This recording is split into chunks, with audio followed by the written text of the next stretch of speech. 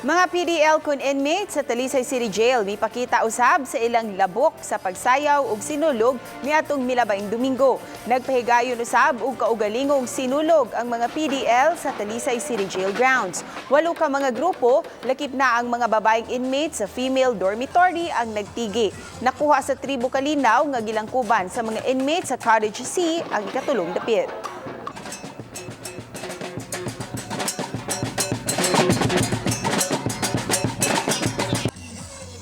Samtang nakuha sa tribo para giusa kan sa mga dancers gikan sa Cottage B ang ikaduhang dapit. O syempre ang tribo kababaihan gikan sa female dormitory ang gideklarar nga kampyon.